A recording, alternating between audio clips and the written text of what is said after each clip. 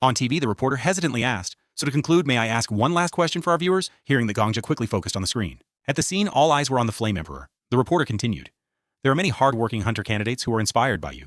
Yoon Suha. He's a famous figure with hundreds of articles written about him.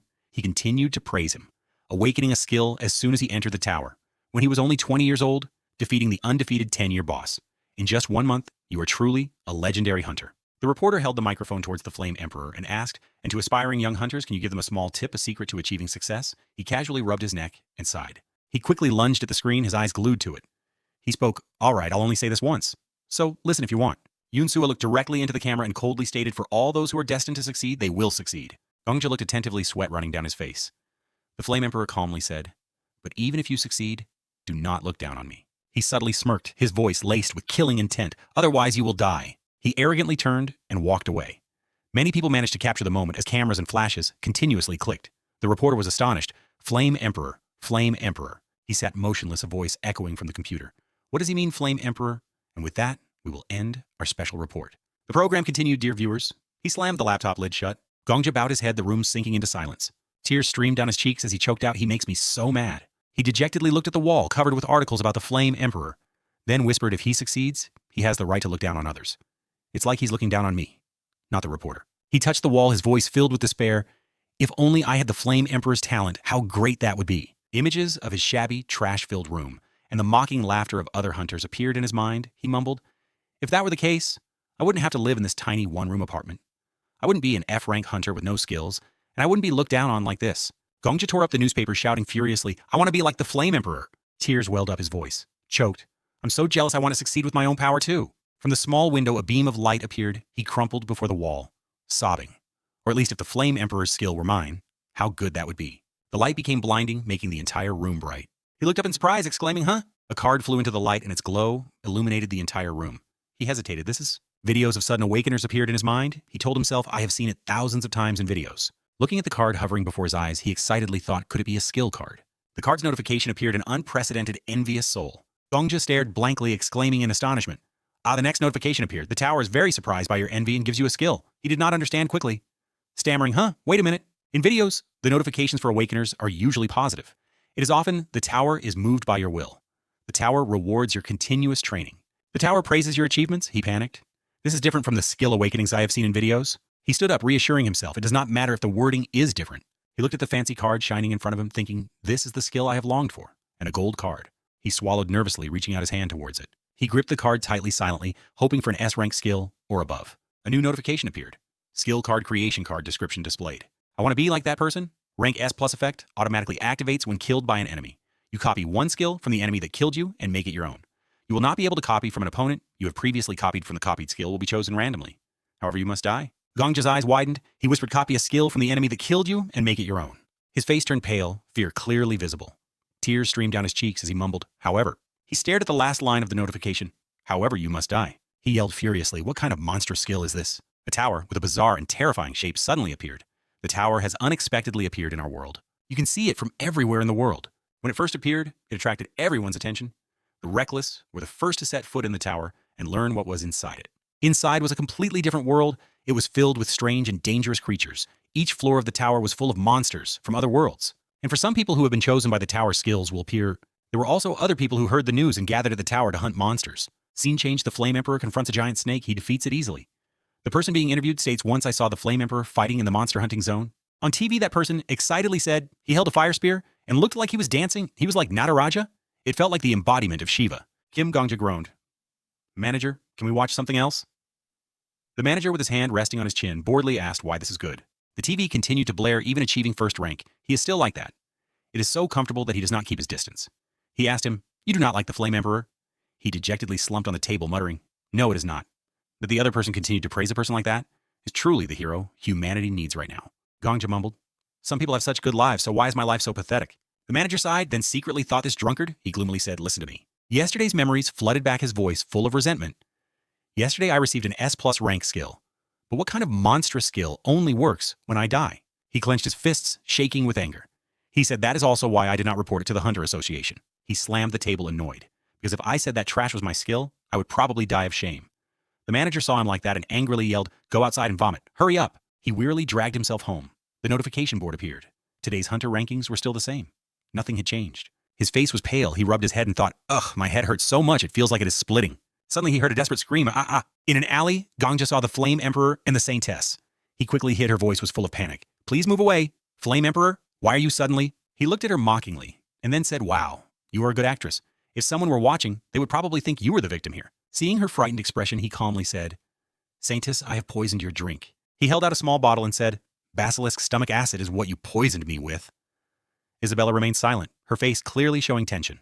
He casually tossed the bottle away, stepping closer. How terrible! If it were not for my skill, things would surely have been bad. The vial of medicine fell to the ground and shattered, the liquid splattering everywhere. She hesitated to explain it. It's just a misunderstanding, Flame Emperor. I just wanted to attack the tower with you. He smiled, his voice deepening. I thought so too, but it seems I was wrong, she trembled. Begging, please let us negotiate. Let us resolve the misunderstanding. Gongja thought in horror. What, they are not? Are they dating? That is not right. What kind of couple talks? Like that if...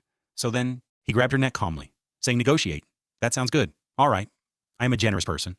But I will decide the rules of this conversation. He tried not to make a sound, thinking fearfully, a negotiation between someone who wants to kill and someone who does not want to be killed. He pressed her against the wall.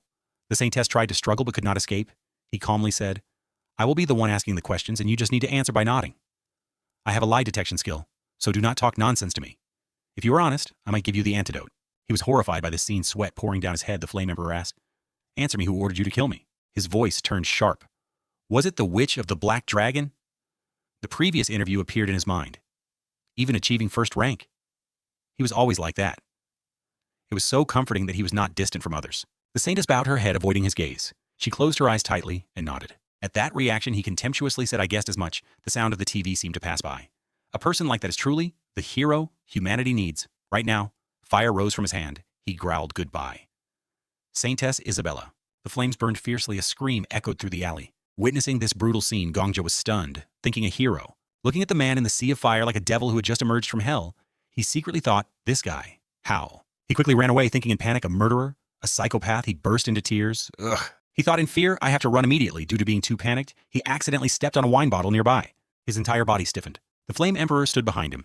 He laughed and said, oh, his voice filled with killing intent. I thought I had cleared all the rats around here, but there is still one. Gongja's heart seemed to stop. He thought that is the look of a killer. He ran away. He leisurely followed him. He thought the Saintess was not his first kill. How many people has he killed so far? He ran frantically, silently guessing dozens, hundreds, or... Gongja lost his balance, fell heavily to the ground, and cried out. He could no longer feel his legs. He gasped quickly, turning his head to check. He saw his leg not far away. He whispered, my leg. The Flame Emperor slowly approached. He felt despair, only able to cry out in fear. Gongja whispered, please spare me the flame. Emperor gave a cold laugh and said, Tisk, do not run. He trembled and said, please spare me, Flame Emperor, please. He glanced at him and asked, hey, did you see? His whole body trembled, his face pale. He stammered, I did not see anything. I did not see anything. I did not see anything. He knelt down, teasing him. You did not see what? He squeezed his neck tightly, sarcastically, saying, you mean you were running and calling the Flame Emperor by coincidence? And by coincidence, you appeared at the right time and place, and you did not see anything. Damn, that sounds pretty reasonable. If I were an idiot, I would probably believe you, he tried to whisper. I swear I will not tell anyone. Sua smiled, but his eyes were full of killing intent, his voice deep. If you do not want to end up like the Saintess, answer me properly, he thought to himself. The devil, he interrogated. Gongja, who told you to come? Are you from the Black Dragon Guild? He thought, has the world gone crazy for someone like this? He stammered, lie detection skill. He looked at him in surprise. His whole body trembled. He hesitantly explained, I heard you have it. If you use it, you will know that I am really not lying. He contemptuously asked, what kind of dog shit is that? He recalled the articles about the Saintess's achievements and contributions, trembling. So you killed her without any certainty. Gongja looked at him desperately, just because she was a little suspicious. He pushed him away, forcefully annoyed. Hey, how dare you say such hurtful words? Do I look like that? He cried out in pain. Sua continued, the Saintess really intended to kill me. If I did not kill her first tomorrow, I would be poisoned by her. He panicked, rubbing his neck hesitantly, saying, how do you know? He confidently declared, I know because I have my ways. He laughed loudly, rubbing his head and saying, and since you mentioned the lie detection skill, you must really be innocent. He forced a smile and replied, thank you. Thank you for believing me. He suddenly activated his skill, his voice deepening. But you have seen too much. Before his eyes, there was only his chilling smile and the sea of fire behind him. He thought, no. He calmly said so. I need you to die. Also, my name is Suha. Farewell. In his last moments, he recalled childhood memories, the words of advice echoing in his ears. Kim Gongja, your name is Gongja. You must become a great person, like Confucius. In his confident expression when he replied, yes, sir, he thought unwillingly, I do not want to die like this. The notification appeared. You have died. Gongja thought, why do I have to die like this? No, why do I have to live like this? A new notification appeared. You have died. The conditions for the skill have been met. He thought to himself, I should have lived better. The notification continued to display randomly copying Yunsuha's skill. The notification transformed skill card creation. 8 cards suddenly appeared. He looked up, thinking to himself, I have the right to live better. The notification displayed, please choose a skill card. The cards flew wildly in the air. He reached out his hand and thought, if given another chance? Gongja tightly grasped the gold card, thinking to himself, just one. The notifications continuously appeared. Selection complete. Skill copied. He started opening his eyes wide. A voice echoed from the computer. This is the Babylon News Report live broadcast. The Black Dragon Guild has launched an attack on the 40th floor of the tower. Will they show us the skills of a top guild this time? He was lying on his bed in his cramped apartment. The news continued to blare, but unfortunately, they returned empty-handed. Gongja was startled, sitting up quickly, checking his leg, muttering, what is it? Suddenly, his whole body stiffened, sweat pouring down his head. The news switched to the Flame Emperor. Once again, the Flame Emperor attacked the boss alone. He panicked. What is happening? Gongja looked around in a panic, muttering, what is happening? He looked at the newspapers on the wall. Panicked. When did I get home? He quickly looked down at his phone online. People were talking about the Flame Emperor's recent interview. A netizen commented, the Flame Emperor has become the stupid Flame Emperor again. He exclaimed in surprise. Huh? On the screen, the interview program continued to play. He snatched the mic, annoyed. Flame Emperor? Why do you keep calling me that stupid name? I have a proper name. Gongja was surprised, his forehead dotted with sweat. His eyes fixed on the screen, he whispered, why is everyone saying the same thing as yesterday? Memories of the moment before death flooded back like a vivid nightmare, his chilling smile clearly visible. The fierce sea of fire raging violently, as if to burn everything, including the feeling when he tightly grasped the card. Everything felt like it had just happened. The image was too real. He blankly reached out his hand in midair. Gongja quickly ordered open skill panel skill cards. Open 2 skill cards appeared. He looked at the skill the tower granted him, muttering to himself, one is the most useless skill of the century. He looked at the second skill card in surprise and exclaimed, this, as he thought to himself, no way, this is the Flame Emperor's skill that I copied when I died.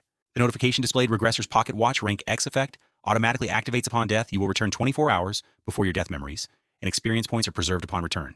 However, the higher the rank, the greater your penalty skill, copied from Yunsuha. He stared at the notification, then swallowed a mouthful of saliva, saying in horror, I automatically returned to the day before I died. He panicked, touching the wall, covered with newspapers, stunned, while still having memories and experience.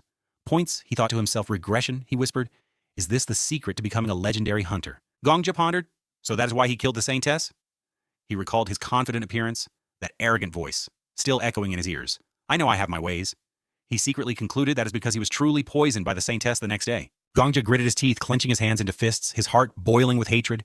And even I, a completely innocent person, also. The reporter's voice brought him back to reality, he asked.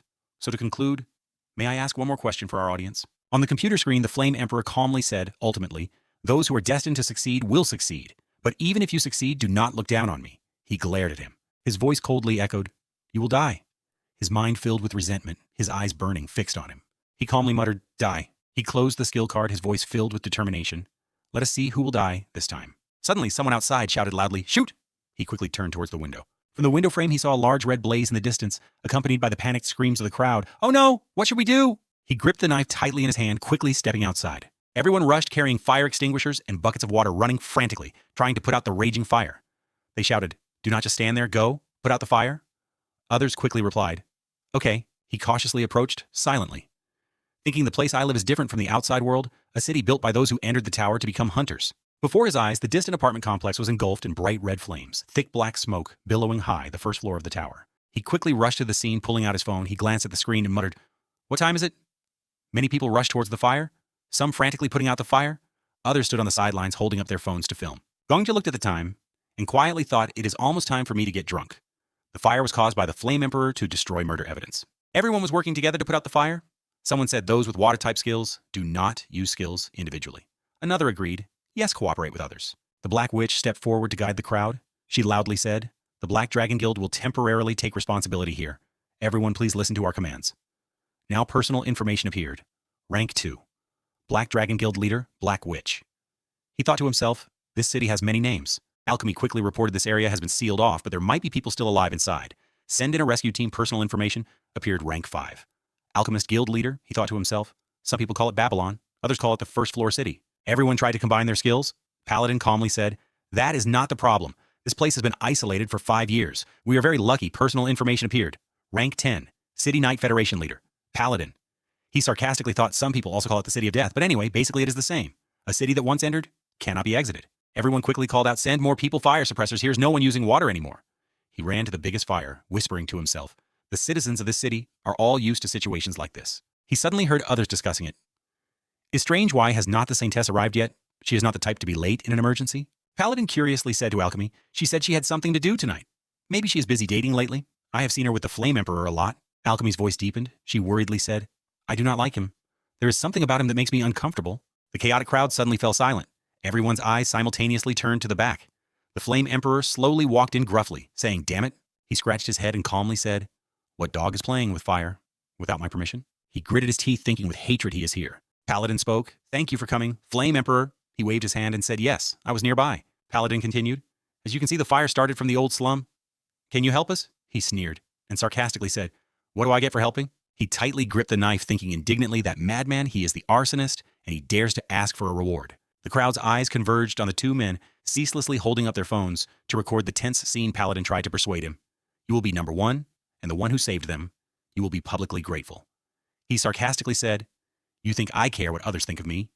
In his mind, the remarks he had heard about him flashed. Who cares what his personality is like? He is already a legendary hunter. I am just telling the truth.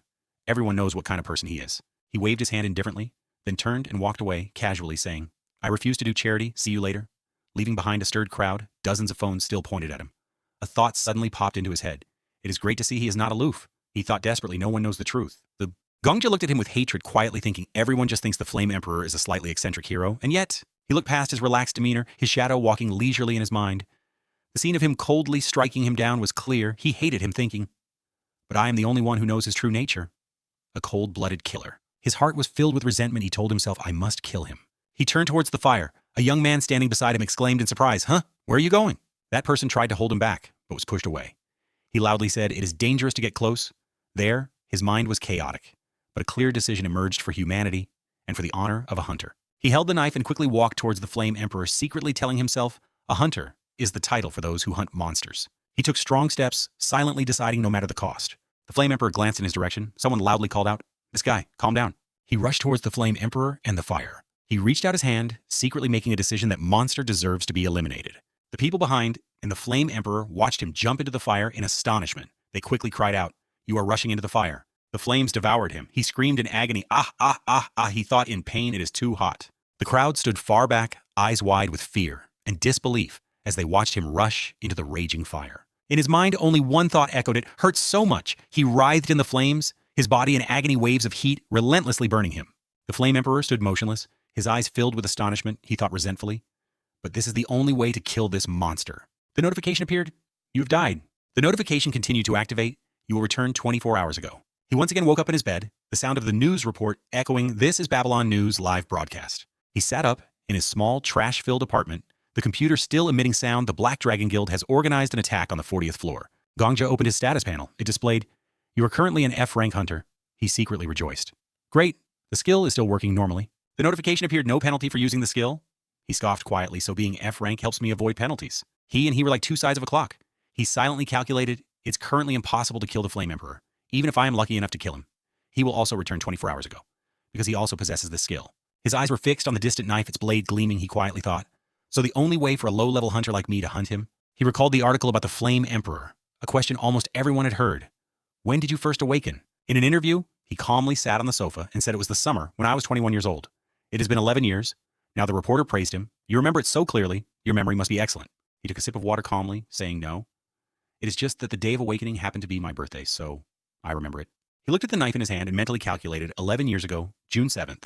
So from today, that is 40-50 days. Gongja pointed the knife at himself, thinking decisively, just 40-50 more deaths. He stabbed himself hard in the chest, firmly thinking, I will return before he awakens. The notification appeared. You have died. He woke up, his body tense, his breath ragged. The notification continued to display, returning 24 hours ago. He gasped, clutching the knife, muttering, great now, only 49 days left. He raised the knife and stabbed himself hard. The notification appeared.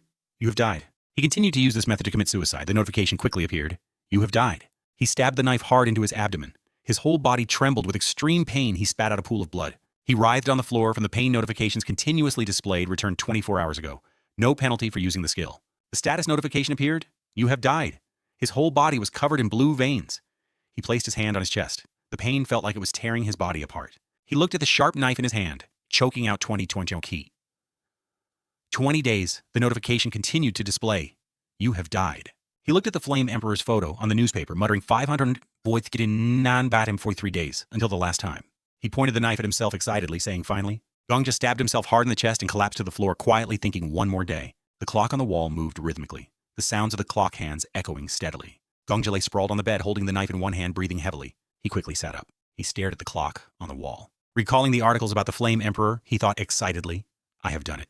He clenched the knife in his hand. He leaned his head against the wall, breathing heavily, silently thinking, I have returned to the time before the epic of the Fire Emperor began. Gongja mused, I have died 30 more times than the original plan, 40, 50 times, and that includes the times I killed myself. He recalled the moment he curled up in the corner of the room, enveloped by despair. He picked up the knife, the Flame Emperor's twisted smile appearing in his mind. He thought firmly, along with the times I occasionally stopped to rest. I have endured such hardship for all that time, to prove that the epic of a devil like him is not eternal. Gongja resolutely stood up. He quickly dressed, gripped the knife, opened the door, and stepped outside. He pulled his hood up to cover his face silently, thinking it's time to find my first prey. The clock on the wall struck exactly 11, he mused. 11 years ago? May 6th, 11 a.m.? He walked to stand downstairs from an apartment complex. He hid himself outside the window. Inside the room, a figure was lying stubbornly on the bed. Inside, the alarm clock rang. Good morning, beep, beep, beep, beep. Yoon Suha's eyes widened as he lay on the bed, groaning. He sat up, turned off the alarm, and mumbled, My head keeps spinning, huh? He spoke in unison. I should not have drunk so much last night. He secretly thought to build a perfect plan. I repeated it 10 times. He stood up and got dressed. He thought to himself, there are no failures every morning. At 9, he wakes up in the F-rank dormitory. Yoon Suha took his weapon and grumbled, It is time to work, damn it, life is like hell. He quickly dodged. The clock on the wall struck exactly 3. He thought to himself at 3 p.m. He hunts slimes on the second floor of the hunting zone. His staff pierced directly into the slime, causing liquid from its body to splatter. He took out its core, grumbling irritably how boring just hunting slimes all day. He squeezed it tightly, then looked up at the sky and cursed. When will I get to live like the heavenly sword? He stood nearby, observing, sarcastically thinking. At 21, he was just an F-rank hunter wishing for a change in his life. His face was red with frustration. He complained indignantly, Can I not win the lottery, or at least receive an S-rank skill? A slime stealthily approached him. He thought to himself, usually his wishes come true a week later. The slime sprang high, its soft body expanded, then it charged straight towards him. The knife blade flashed in his hand, lightly cutting the slime into 2 pieces. Slime goose splattered on the ground, he coldly said. But unfortunately, you do not deserve such luck anymore. He took the slime's blood and smeared it on his body and clothes. Time passed. The hour hand had changed. It displayed 5:31 p.m. He stepped into the teleportation circle, casually saying, Take me to the 6th floor. He silently pondered. He gradually realized that by only hunting slimes, he could not improve. So he went to a hunting area that new hunters rarely visited. The system announced going to the 6th floor hunting zone. He quickly reached the hunting area. He thought coldly a place where he would be alone for 36 minutes. He stepped out of the bushes, blood dripping, wetting his shoes, saying fearfully, Please excuse me. Gongja weakly called out, Mr. Hunter Yoon Suha. He turned his head to look. He suspiciously said, His whole body covered in blood, he approached with difficulty, hesitantly saying, Please help me. I was just attacked by a pack of wolves. Please give me a potion. He asked in panic, What the hell have you touched monsters here already? He trembled, begging, Please give me a potion. He spat on the ground. Annoyed, that means today's hunt was useless. A potion? What I cannot even complete. Today's mission. He roughly scratched his neck, grimacing and saying, How much will you pay me? His voice mixed with confusion. Please excuse me. He used his staff to push him hard in the chest, making him stagger back. He arrogantly asked, How much will you pay me for the potion? He slightly stumbled potion, his voice full of arrogance. My hunt today has been ruined, and I still have to give a valuable potion for free to a stranger I just met? Do you have no shame? He casually held the potion. He quickly moved closer, urgently saying, It is sold for 20 gold at the Alchemy Castle. I will buy it for 220 gold. Please give it to me. He indifferently said, It seems you do not quite understand. Yoon Suha used his staff to push and away, coldly asking, You are on the verge of death and only want to pay 2 gold. Is your life worth 2 gold? He frantically increased the price, so 40 gold. He scoffed and laughed. He grabbed his collar and lifted him up, laughing. Give me everything you have, he thought to himself. I knew this would happen. He found his wallet in his jacket pocket, fiercely saying, Oh, right, you want to give it to me, but your hands cannot be used. Do not worry, I will do it for you. He contemptuously thought that he was this kind of person. He took the wallet and threw him away loudly, saying, Let us see. He emptied the money from the wallet, saying disappointedly, 1, 2, 3, only 60 gold? Damn, why are you so poor? Carry more money. He grabbed his head, he said in fear, That is my entire fortune. He laughed loudly, humorously, saying, Do not worry, I will spend the money wisely. The memory of him burning him to death the first time came back. At that time, he also laughed loudly and calmly said, Is that not how this world works? He hesitantly said, VV, what about the potion? He summoned his weapon casually, saying, I have thought it through. He tightly gripped the spear calmly, saying, If I let you go, you will come back to take revenge on me. He froze. He continued, I need to live without worries, but because you have seen my face, he thought to himself, worries? He swung the spear towards him excitedly, shouting, Why will you not die? He quickly bent down, adjusting his posture. He decisively delivered a powerful kick to his lower body, determinedly thinking, I will live without worrying. He knelt down after the attack, groaning what the hell. He calmly pulled out the knife. He immediately swung the knife, the gleaming blade cut across his neck. His eyes widened, his mouth agape, spitting blood, his face filled with horror. Blood splattered on the ground. He stood there staring at his corpse, breathing heavily. He gripped the knife tightly with both hands, whispering, to prevent one in a million chance that you might wake up when your life is hanging by a thread. He swung the knife forcefully, his voice deepening. I will make sure there is nothing left of you. He stabbed him hard. Blood stained the ground. He stood there breathing heavily. He whispered, Yoon Suha. Gongja stood still, muttering to himself, it does not matter if he killed me. But one thing bothered me, he continued. The reason you told me your name at that moment. The scene of him turning and walking away appeared in his mind. His voice, like it was still echoing in his ears. My name is Yoon Suha. Goodbye. He gritted his teeth. His voice deepened. I realized that after 40 days, you damn scoundrel. He stomped hard on his spear, angrily saying, even though you are a cold-blooded killer, you pretended to be a knight in a sacred duel. He recalled his sins, roaring in anger. How dare you? Tears streamed down his cheeks. He shouted loudly, showing righteousness after killing so many innocent people. After venting his emotions, he quietly stood still. Suddenly, he heard a sound. He turned around and saw a pack of wolves. They looked at him warily, starting to growl threateningly. He gently said, you want to eat him? Do not you? He walked past them calmly, saying, it is all yours. They quickly rushed to tear at the corpse. He casually walked away, leaving the scene of them fighting over their meal behind. He quickly moved to a raised mound of earth. Without hesitation, he began to dig. Beneath the earth, a small hole was revealed. Inside was a backpack and a few bottles of mineral water. He took off his blood-stained shirt, then threw it into the hole. Immediately, he changed into another shirt. He walked to the teleportation point, giving the command to the first floor. He silently mused, has everything ended? The tower reported arriving at the first floor. He successfully teleported to the first floor. After only a few steps, he encountered guards. He thought to himself, that is the guard legion. He looked straight ahead, trying not to attract the guard's attention. He glanced over, walking tensely. The soldier walked past him, yawning, completely oblivious to his presence. He continued on with relief, silently thinking, oh, everything is over. The illuminated buildings created a peaceful scene in the dark night. He happily thought no one knows what just happened. The announcement from the TV echoed, the 10th floor hunting legion has failed. Once again, he affirmed, thinking no one. Gong just slammed the beer glass down on the table. The TV continued to report criticisms of the Heavenly Sword are growing louder regarding his refusal to hunt with the Legion, despite being rank 1. He thought excitedly, the epic of the terrible Fire Emperor is no more. He eagerly called out to the manager. Another glass of beer, please. The waiter happily asked, drinking so much today your hunt must have gone well, huh? He smiled widely and said, yes, very well. Extremely good. The TV continued to blare, although hunters from rank 7 to rank 2 all hunted on the 10th floor. Many people still call it a useless ranking system. He let out a satisfied breath, a feeling of relaxation spreading. He took another large gulp of beer, gestured with his hand, and said, open hunter status panel. The status panel appeared. Name Kim Gongja rank, F skills, 2 on 4, 1, 6 spirit body, S+, passive 2, regressors, pocket watch, EX, passive 3, empty, 4, empty. He wiped his mouth, then looked at it excitedly, saying, ah, amazing, look at those great skills. He thoughtfully looked at the skills, muttering, I do not have a combat skill. This is what they call human greed. He waved his hand to dismiss it and said, Kim Gongja, you are truly shameless if you do not want more skills. Think about what I can do with these skills. Immediately, he thought of lottery tickets, or the amount of gold he could earn. He mumbled to himself, I can win the lottery at the Merchant Association, or I can sell methods to the upper floors. Everything is going too smoothly. Gongja laughed loudly and said, now what should I do? Just then a man in a suit entered the bar. Everyone paid attention to him. Marcus stood at the door. He spoke. Milk, he said in a low voice. Please mix some vodka and sugar with hot milk. It would be better if it were honey instead of sugar. Marcus calmly walked to an empty seat. The waiter hesitated. Excuse me, sir, but I am not the one who prepares it. He silently mused. This old man is strange, he calmly replied. I will pay. Do not worry about that. He heard everyone whispering, hey, is that really him? Why is he here? Marcus took off his hat and sat down. At this very moment. The TV's voice echoed again in these moments for the ethics of hunters. On the TV screen was an image from the interview. He solemnly stated, there are still many public opinions that we need to cooperate on. He was astonished, staring blankly at the screen. This man is currently the strongest hunter, he thought in surprise. So the Sword Emperor is here, and what is he doing? He recalled information about Marcus from his previous life. There was an article that caused a huge stir. Babylon Daily, the Sword Emperor, has been missing for 22 days. This could be a great loss for the Hunter Association. He thought to himself, the Sword Emperor's real name is Marcus Callenberry. He has been missing since then, so by my time he was completely forgotten, until the Flame Emperor Yoon Suha appeared. He made a name for himself and became a legend. He secretly looked at him and silently mused, he must be very strong now, huh? He took another sip of beer and speculated, so that means he definitely has an S-rank skill. It is probably not a bad skill like mine, huh? Maybe it is an attack-type skill. He paused. A bold thought appeared in his mind. He whispered, wait, with this skill? As long as I am killed by a hunter, I will be able to copy their skill. He stared at his back skeptically, thinking even if it is the #1 hunter in Korea, He sat like on the face of a giant clock, surrounded by twisted chains binding them both, he thought firmly. And I can die many more times. He quickly took out his phone, he thought with determination. I can definitely do it. He waiter brought the drink. Marcus calmly enjoyed it on social media. Many people were discussing him, user 1 3 months ago. I heard he became a sugar daddy with hundreds of mansions in Europe.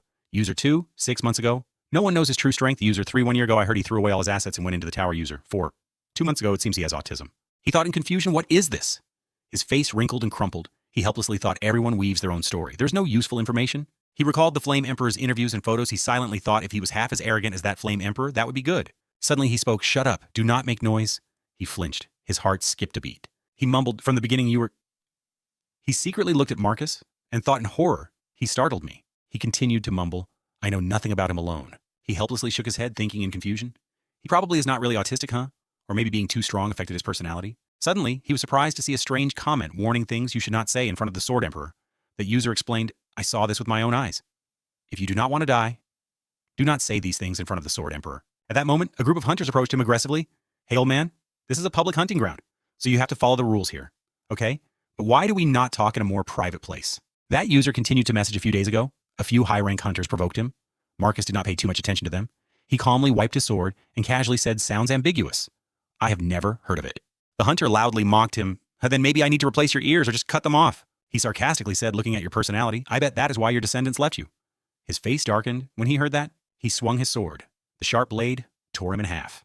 That user warned, if you say that to the Sword Emperor, you will be killed immediately. I, the author of this warning, am from a large guild. You think I am just spreading rumors? His blood splattered. The two accomplices could only tremble in fear at the sight that user continued. I do not care if you believe it or not. I just want to tell you to understand and avoid this. He stared at his phone. At the end of the comment, that person emphasized warning anyway. If you do not want to die, do not foolishly mention the Sword Emperor's descendants in front of him. He silently read the comment, just one word, you can also die at any time. He silently read the comment, just one word, you can die at any time. At this moment, Marcus again talked to himself, his voice filled with annoyance. Quiet. I understand now. Just be quiet for a bit. You're ruining my mood. He silently pondered. This is worth a try. He slammed 3 gold coins onto the table and said, thanks for the drink. Marcus put his hat back on, quickly left the pub, and the waiter called after him, have a good day. The entire pub fell silent. Everyone's eyes followed his departing figure. When they saw he was far away, people began to chat. A girl, relieved, said he's finally gone. Her friend, curious, asked, is he senile? Was he talking to himself? Another person exclaimed, I thought he was going to stay here forever. He quickly stood up, paid, and said, thank you very much. Here's the money. The waiter cheerfully said, oh, thank you. Remember to visit again next time. He pushed the door open and left the pub. He stood on the street, silently wondering, where are you now? Ranker number 1s. He glanced at the shops on the street, quietly, thinking, where did he go? He searched through the crowd and mused to himself, he just left. Right. By me, he certainly can't have gone far. He quickly spotted his figure. Excitedly thinking, found him. He decisively followed Marcus, contemplating he's the only one wearing that suit in Babylon City. It won't be hard to find him. He nervously watched him, wondering what skills does he have. He was so excited that he broke out in a sweat, speculating the Flame Emperor. He had an S-rank skill. What about him? The leader of the previous generation. Maybe it's even several times better than before. He smiled and joyfully thought it'll be mine. Soon, I'm so lucky. Suddenly, a voice spoke. Marcus stopped. He said it must be around here. He was startled, his face filled with confusion, not understanding what was happening. He looked towards him, hid, and slowly said, finally, you've arrived. Little friend. He held his breath anxiously, thinking he found me. Immediately, he continued, if it's here, no one will know what's happening. Marcus stood still, staring intently at where he was hiding. He stepped out from behind the tree, hesitantly saying, excuse me, I have a request. Marcus burst out laughing. Hey! He was startled and became worried by his attitude. Marcus coldly asked, you have a request. Tell me, why should I listen to a request from a stalker? What do you want from this old man friend? He thought in surprise. He noticed me from back then. He clenched his fists, bewildered. Why don't I even have a weapon? He looked at the sword in Marcus's hand, silently thinking he's even holding a sword. He wants to attack me. Sweat poured down his forehead, thinking in panic. I haven't done anything other than follow him to make things easier. So why is he so cold? He said your actions are quite good, but I thought a top assassin like you would be better than this. His face turned pale. He said in fear, sorry. He thought in panic. Wait. Why does he think that? He quickly backed away, silently, thinking, congratulations, Kim Gongja. You don't need to provoke his descendants to die by his hands anymore. He hesitantly said, sorry, but we're just going the same way. He frowned, his cold voice ringing out. You don't need to lie anymore. You followed me all the way down this street to this spot. Don't try to fool me. He frantically waved his hands, trembling sorry. But I was just curious. He tried to explain to him, how could I be a top assassin?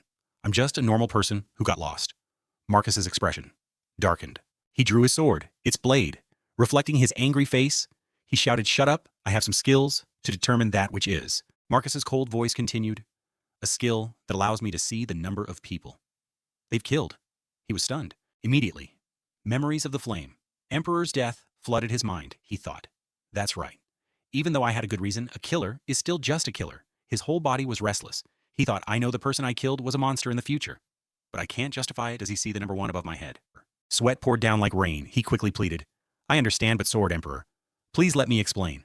I truly have a good reason for this number. Marcus slowly took off his hat. He firmly said, I swear on my life. He said with hatred, disgusting.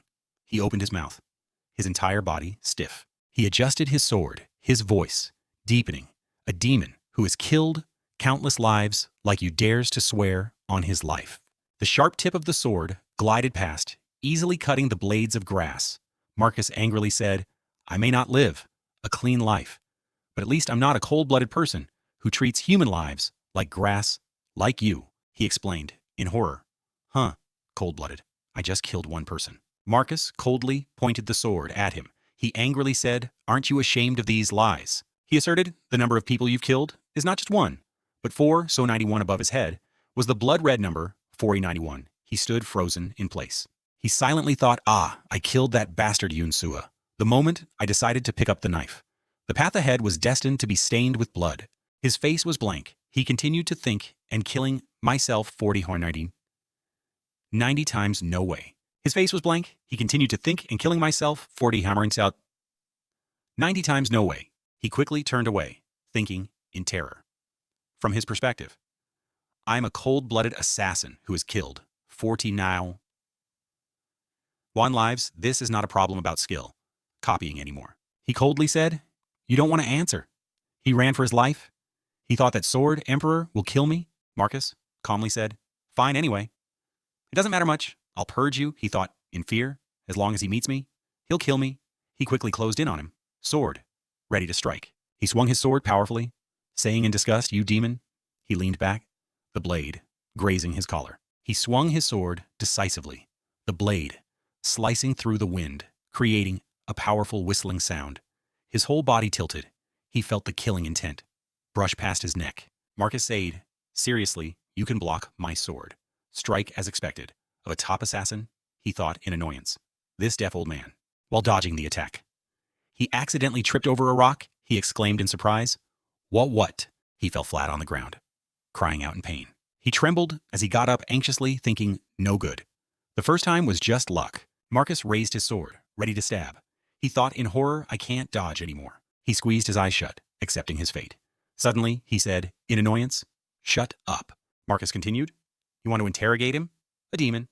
He secretly looked at him in surprise. He said angrily, didn't I say I'd handle this? Stop interfering with everything I do. He looked at him, in surprise, silently thinking, is this old man delusional? Or is that part of his skill? Idea suddenly popped into his head. He thought in fear, no way telepathy. He imagined him communicating with dozens, hundreds of people. Right now, he silently speculated, there have been rumors that such a skill exists. He was drenched in sweat, thinking with worry. So he's sharing information about me with others. That there's a killer who's killed images from wanted posters and the scene of being hunted by a crowd appeared.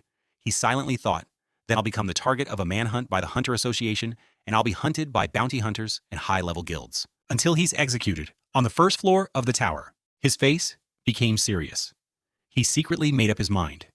I can't let that happen. He staggered to his feet, muttering to himself, I need to die right now before 24 hours pass. He quickly said, hey, old man. He was still busy talking to someone else.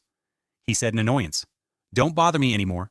I've chosen carefully, even if you were my teacher. He provoked, how are your grandchildren? Hearing that, his face twitched, veins popping out, anger flaring in his eyes. He clenched his fists and continued to provoke. I heard you come from a wealthy family in Northern Europe. You know what happens to families? Like that, his voice deepened. You know this outside world is dangerous. The expression on his face was extremely complex. He coldly said, if everyone finds out, you're the Sword Emperor, what do you think will happen? He swung his sword decisively, the blade slicing through the wind, creating a sharp cut. His vision was distorted, he thought blankly. Has the moon always been inverted? Like that. Under the moonlight, his body remained standing, while his head left, his neck flying far away along the sword's trajectory. He thought, ah, in his eyes only that magnificent cut remained. He silently sighed, in admiration. Amazing, I couldn't even clearly see his sword. Strike. How can I reach a peak like him? His head fell to the ground. He thought with determination, I want to become someone like him. His body began to fall backward. He thought, so jealous. Looking at his calm, powerful figure, he yearned, I want to have a sword, strike like that, too. A status notification appeared. You have died. He returned to that empty space again. A notification appeared. You will return 24 hours ago. All kinds of cards appeared. A notification popped up, creating skill cards. He joyfully thought, finally, I have the skills of 2 top-ranked hunters. The cards began to spin. He excitedly said, all right, where's the gold card? He approached them, trying to examine them carefully. He mumbled, I'll just choose, the same way as last time with the Flame Emperor. He was stunned, looking at the cards in surprise. Among the 6 cards, there were only silver and bronze types. He stood frozen, his voice filled with surprise and confusion. Why is there no gold card? Looking at the cards before him, he mumbled, in horror. Wait, you're telling me that? He silently compared the Flame Emperor and the Sword Emperor, then thought in horror. Unlike the Flame Emperor, the Sword Emperor, Marcus's epic doesn't need to use an S-rank skill. He slumped to the ground, his voice full of collapse. No way. He gritted his teeth and mumbled, trying to reassure himself there must be some extremely powerful skill among these silver cards. There must be. He quickly re-examined them. First were the 3 bronze cards, he thought in annoyance. 3 crappy cards.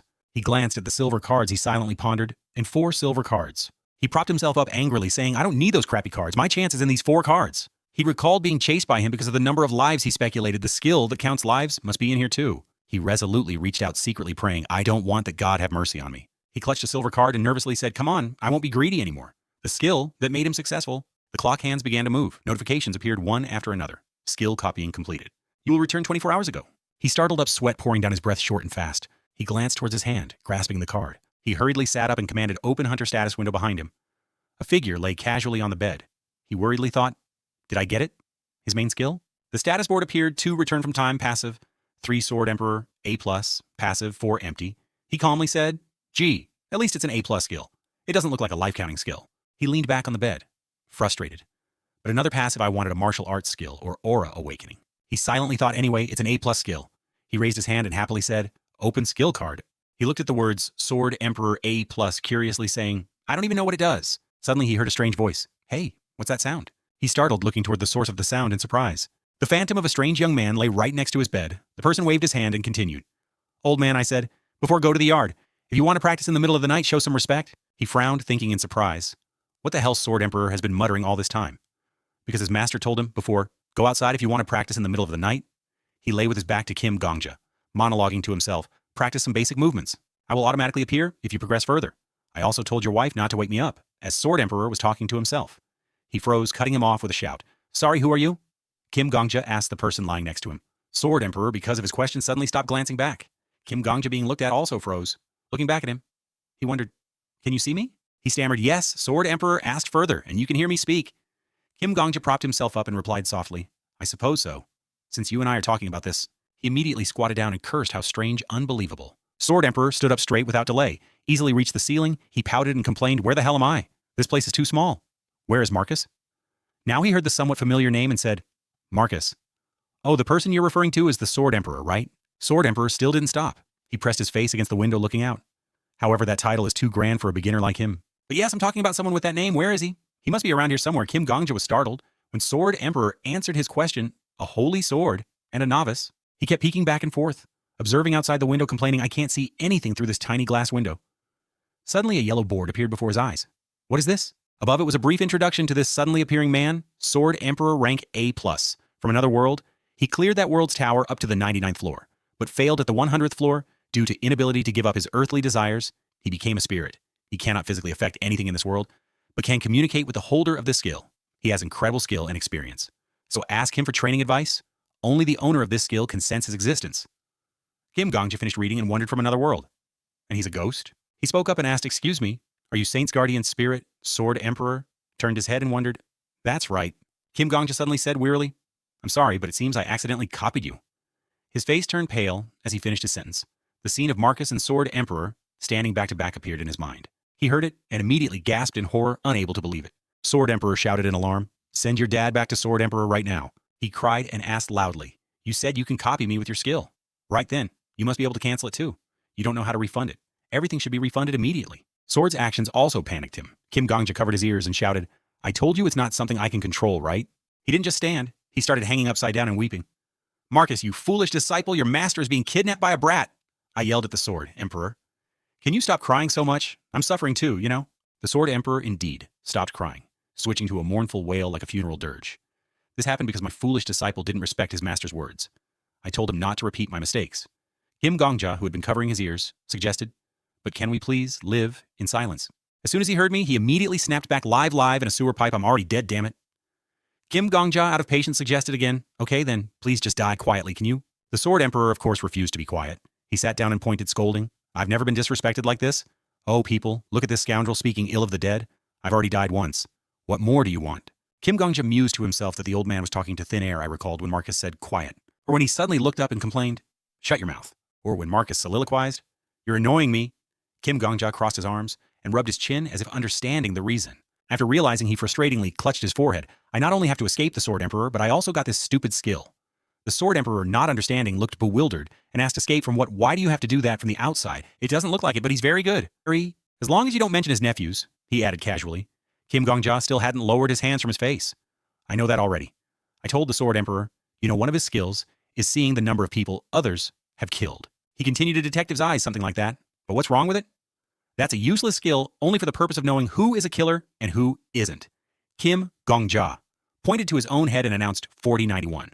I repeated before the Sword Emperor's astonished eyes, "The number on my head is 4091. Of course he couldn't believe it, wrinkling his face and scoffing, "What the hell are you, crazy? You're completely an amateur." The Sword Emperor emphasized he stood up and analyzed an amateur among thousands of other amateurs. "You don't look like someone who knows how to do those things. So how the hell could someone like you kill 4091 other people?" Kim Gongja explained, "Because I didn't kill 4091 people. I only killed one person, and that person would later become the tyrant of the future.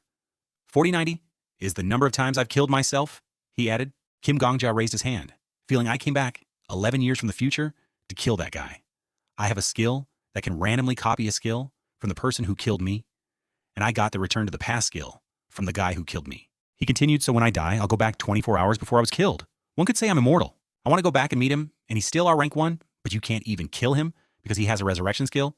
Yoon Suha can do whatever he wants because no matter how many times he dies, he'll come back to life. So I came back here before he got that skill." Kim Gongja emotionlessly held out both hands. The Sword Emperor stated his understanding, meaning you went back in time to get revenge on some guy. By committing suicide repeatedly and going back 11 years, he said, but the other person just kept bowing his head. After saying everything, the Sword Emperor also fell silent, not knowing what to say. He leaned closer to him. "What's your name?" I replied. "Kim Gongja." The Sword Emperor suddenly reached out. "Gongja, why did you take it? Why did you decide to steal his skill after you finished your revenge?" "He invisibly touched me," Kim Gongja replied, "because he's number 1. The fastest way to get stronger is to have the strongest person's skill." The Sword Emperor's eyes intently observed me. He was silent for a moment, then continued, "That's a pretty honest reason. Perhaps the skill card told you that no one can see my presence but you, therefore I can't tell this to anyone else. Can I?" The Sword Emperor asked me. Kim Gongja tilted his head and rubbed his neck. "Yes." He floated, waving his hand, "Stand up." I also stood up, naturally wondering aloud. The Sword Emperor immediately ran back and forth, observing Kim Gongja from top to bottom. "You have enough perseverance. I guess your body will also get better with some exercise. You also have enough ambition." After he finished looking, I recoiled, hugging my arms. The Sword Emperor rubbed his chin. "I guess it's not too bad." He leaned forward and said, "Hey, Gongja, let me see how you hunt monsters. This is a different location as night falls." On the ground were motionless red creatures. Kim Gongja looked behind him. "Do you want me to kill all of them?" The Sword Emperor replied. "Yeah." Then I raised my hand. Kim Gongja brought down a single slash, striking the first one, but it wasn't dead. It lunged to attack its opponent. It quickly enveloped him. The Sword Emperor, seeing this, fell silent in thought. Surprisingly, Kim Gongja wasn't afraid. He just stared at it emotionlessly. Finally finding an opening, Kim Gongja swung his knife and lunged, breaking free from the grip. He spun the knife from left to right, completely dominating. Yep, the Sword Emperor spoke. I know he saw Kim Gongja had completed the task, casually wiping something from his chin. Know what I hadn't finished wiping? I looked up and asked the Sword Emperor. He began to tell me when I was alive. I was known as the Sword Emperor. I was born in another world, and there was a rose tower there. I quickly climbed to the top. Kim Gongja recalled the control card that appeared earlier. Thinking to himself, the Flame Emperor became a legend after passing the 40th floor. He said he had passed 99 floors. That's insane. The Sword Emperor pointed at himself. When you reach my level, you can assess abilities in an instant, the ability to become a hunter. That's why I want to see you hunt. Hearing that, I bowed my head and smiled sadly. Then you wasted my time, Kim Gongja said, because I don't have innate combat talent, I explained softly. But I was immediately scolded by him. You have that ability. A truly infinite ability. Kim Gongja listened wide-eyed. I confusedly raised my hand and rubbed my neck. You just don't want to upset me, right? The Sword Emperor closed his eyes and analyzed. Of course, you have no talent in martial arts. Your movements are too clumsy. Your body is untrained, and you yourself don't feel your own aura. But you have a talent no one else has. You're not afraid to die. He recalled me lunging and slashing fearlessly. The Sword Emperor crossed his arms and continued. Normally, people will always protect themselves instinctively when fighting, but surprisingly, you don't have that instinct. It probably disappeared after you died, more than 4,000 times. He analyzed this, surprising Kim Gongja. Is that also a talent, of course? The Sword Emperor replied. Talent is not something you are born with, he continued. Anyone can gain talent throughout their lives. The Sword Emperor remembered the people with their own talents in that other world. He gloomily revealed, and one of the hardest things to overcome is facing the fear of death. It's truly unbelievable. The Sword Emperor pointed at me. Kim Gongja seemed completely frozen. No one has ever told me anything like that, not even myself, I recalled. Kim Gongja thought about the scene where the Flame Emperor touched his head. I couldn't stand being treated like an insect by the Flame Emperor, or when Kim Gongja smiled despite his fear while committing suicide. I couldn't stand reaching the point where I had killed myself 4,000 times. I looked blankly at my hands, and death became my talent. Just then, the Sword Emperor interrupted again. Let me ask you something. He spoke. You've committed suicide many times, right? What did you think then? Kim Gongja didn't answer, but looked away. I thought it was beautiful. My voice came out in the moonlight night. Hearing that he smiled again, suddenly the Sword Emperor threw his head back and burst into hearty laughter that echoed. He looked down. How interesting, extremely interesting. Good. Kim Gongja was surprised by these words. You said your ability is copying, not stealing, right? The Sword Emperor asked me, but his tone was affirmative, and Marcus still has another me, the Guardian Spirit. He knows that he and I exist at the same time. The Sword Emperor floated closer. I want to see how you will become a great hunter. He happily pointed at himself. I will help you until you can stand firm, until you can stand above him. The Sword Emperor told Kim Gongja. I naturally smiled with satisfaction listening to the last sentence he said. Let's clear this tower. The Sword Emperor shouted, Hey Gongja, why aren't you up yet? Kim Gongja still lay sprawled on the mattress, his back to him. 5 more minutes. Arthur I, the Sword Emperor, raised his voice. 5 minutes. He continued to yell. You're too slow. An old man like Marcus can pass the 10th floor. But a young man like you needs 5 more minutes. I annoyingly covered my ears with a pillow. The Sword Emperor yelled loudly. Huh? You're actually covering your ears? He'd kept the same volume the whole time. He told Kim Gongja, I'll sing songs from my homeland until you wake up. You know, I practiced sound martial arts when I was alive. My singing voice could make 30 heads explode. In the first word, I gritted my teeth, grimacing, trembling all over. Yet the Sword Emperor kept shouting louder with each sentence. Do you know what time it is? Kim Gongja couldn't take it anymore. He sprang up and furiously yelled back, What time is it? So what? I whimpered, holding out my phone and shouted, Damn it, it's only 4 Nosros a.m. You're completely crazy. He saw Kim Gongja was awake and immediately sighed. Even bugs start crawling at 4:00 a.m. Since you're weaker than bugs, you need to wake up earlier. As soon as I heard that, I yelled, Since you're weaker than bugs, you need to wake up earlier. The Sword Emperor was about to nod in agreement with the statement. But before that, Kim Gongja bluntly exposed him. I'm wondering why the Sword Emperor can wake up at 4:00 a.m. every day. Turns out, it's not because he's diligent, but because he keeps bothering him when he's sleeping. He was called out like that and angrily retorted, You're damn right, I woke you up because I was bored. Happy now. Thanks to that, you can wake up early and start training. Be grateful for that. Now get up and bow to me. The Sword Emperor's hand simultaneously pointed to the ground. I looked darkly and emotionlessly, said, Bow my ass. I want to kill you so much. Arthur casually crossed his arms triumphantly. I'm already dead, so you can't kill me if you have a problem? Why don't you kill yourself? The Sword Emperor chuckled softly. That's right, you can't die. He seemed to discover Arthur lightly. I got it from now on.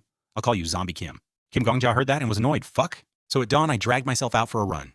The Sword Emperor flew alongside rambling, Hey Zombie, let me remind you again, you really have no talent at all. I want to train you from the basics, but you're not at the level to do those things. Somehow you're even below the level to learn the basics. Just then, Kim Gongja thought to himself, It's been 4 days since I copied the Sword Emperor's skill from the Sword Emperor. I killed Yoon Suha once again. From that moment, I remembered him bleeding and falling and avoiding the Sword Emperor as much as possible. Kim Gongja's jacket had faint bloodstains, but he only focused on escaping. The Sword Emperor flew ahead mockingly in terms of potential. You're at the bottom of a black hole. Holy crap, that sounds cool. I'm jealous of that. Kim Gongja ran almost out of breath. Don't make fun of me. I'm talking while breathing heavily. I'm running. Kim Gongja mused. I have to follow a strict training regimen that this old spirit has set for me. He held out 3 fingers and counted.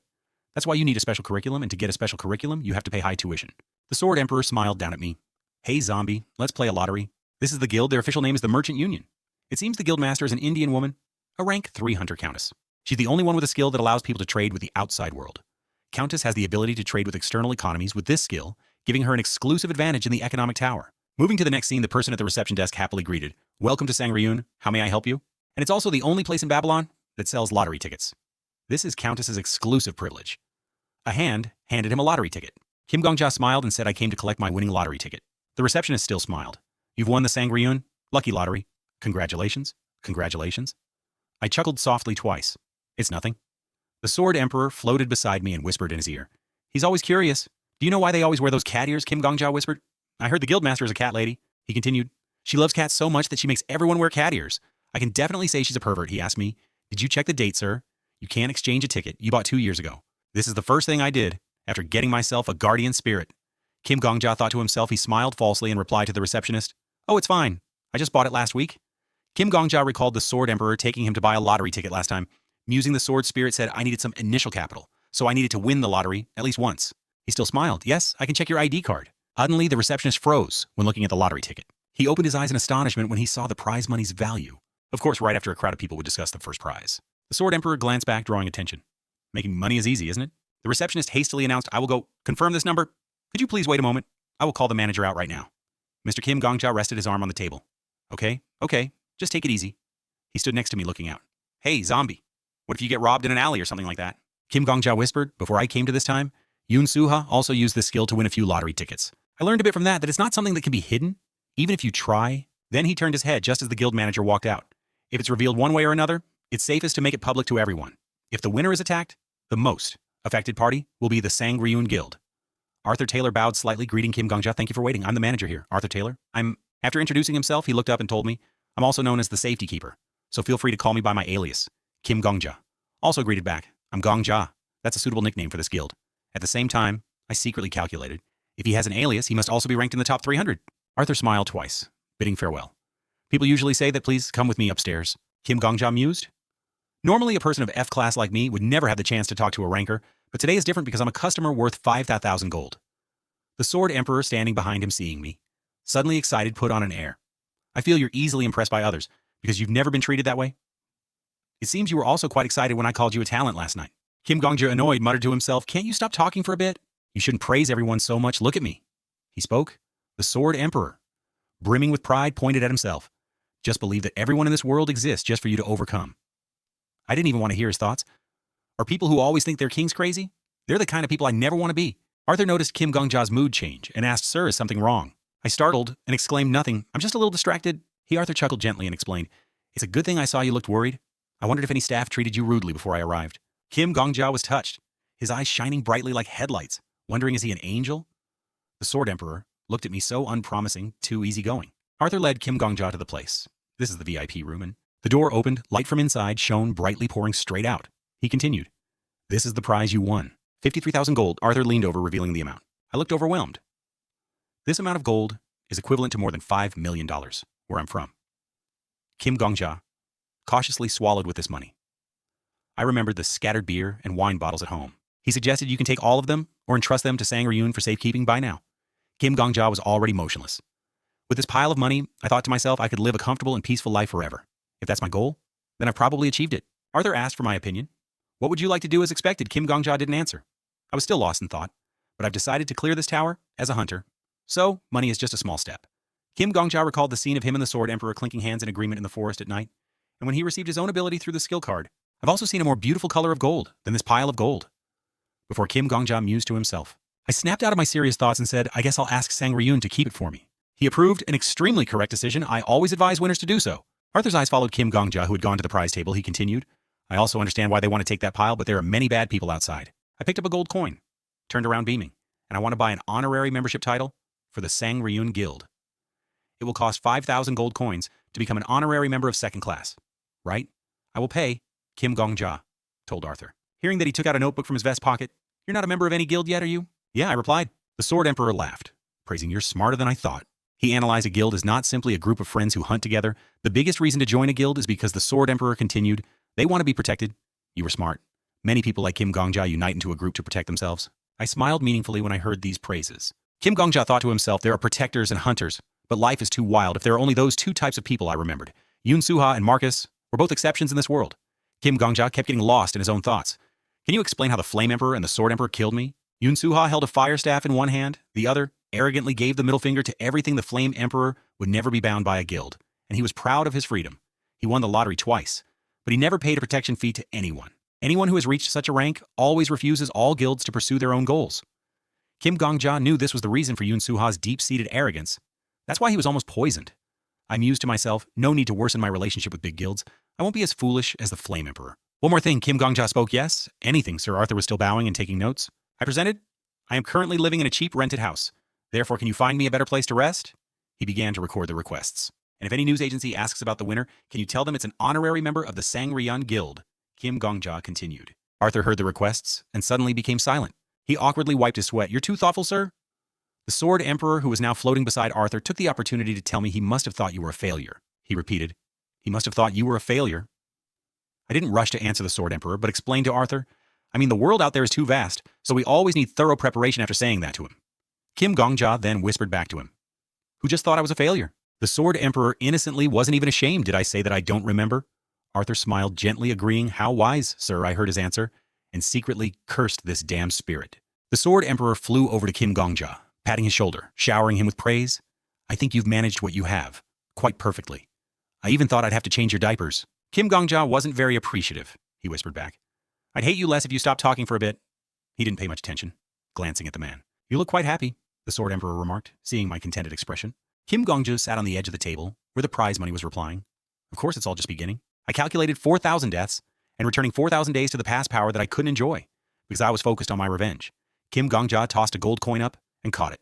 Now it's time to enjoy. The Sword Emperor flew beside Kim Gongja, asking him, Hey, Kim Zombie, I told you that tuition is very important in my class, didn't I? The Sword Emperor's muscular body leaned close to Kim Gongja, he reminded. With the money you just received, it's enough to pay tuition. What do you plan to do next? Kim Gongja replied, with an uncertain voice. Probably hire a professional teacher. The Sword Emperor said in surprise, Huh?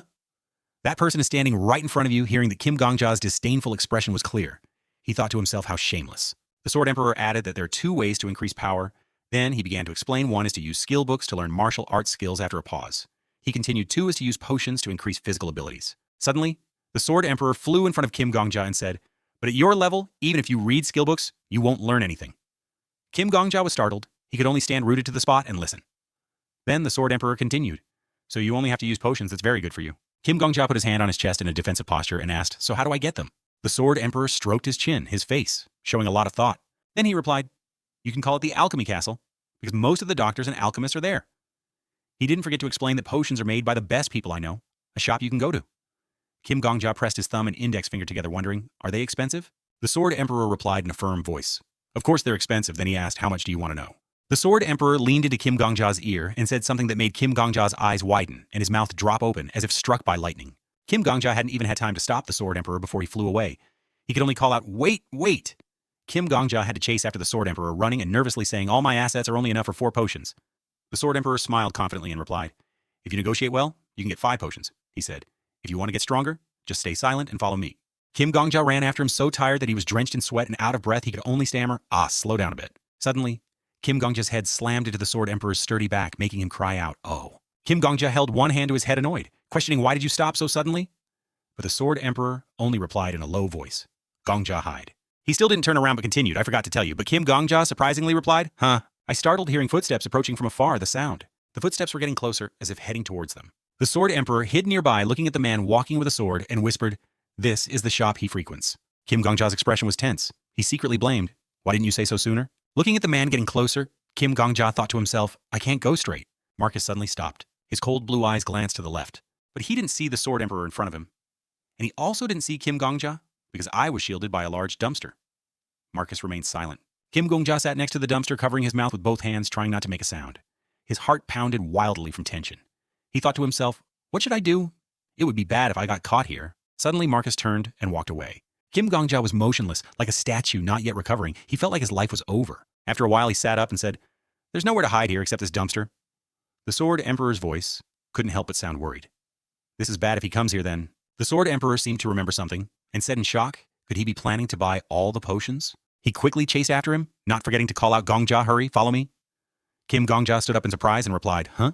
A moment later, the Sword Emperor poked his head out from a secluded corner and exclaimed, ah! He cried out in despair as he saw Marcus open the door and walk into the shop. No. The Sword Emperor worriedly asked, we're late. What should we do? The Sword Emperor's voice was full of regret. That's the best shop here. Kim Gongja just pouted, saying nothing. I thought to myself it would be bad if I used the same shop as the Sword Emperor. Then I suddenly remembered something and thought, but Kim Gongja took out his phone and searched for the keyword Hunter rankings. A list appeared on the screen. I looked and said, there's no shop here in the top 20. I continued. Even in the top 100, Kim Gongja continued to look and concluded, even the top 300. I said, they're not here. The Sword Emperor was still full of regret now, even more confused, asking, what's here, your luck? Kim Gongja only replied, no, quite the opposite. Kim Gongja put his phone in his pocket, turned and walked away, smiling and adding, I don't think I have to spend as much money as you said. The Sword Emperor asked skeptically what. Kim Gongja turned his head slightly, his face confident, and replied, we can get those potions much cheaper elsewhere. He explained further, I know a pretty good alchemist. The Sword Emperor followed Kim Gongja to a ruined, desolate area, unable to resist asking, do you know you're going deep into the slums? Around them were tall, scarred young men and middle-aged men with unfriendly faces. Kim Gongji suddenly stopped, one foot on a piece of trash, the other on a puddle, making a splash. The Sword Emperor's face couldn't hide his disgust. He asked, are there any good alchemists living in places like this? Kim Gongja calmly replied, that person is not just good, that person is a one-of-a-kind genius.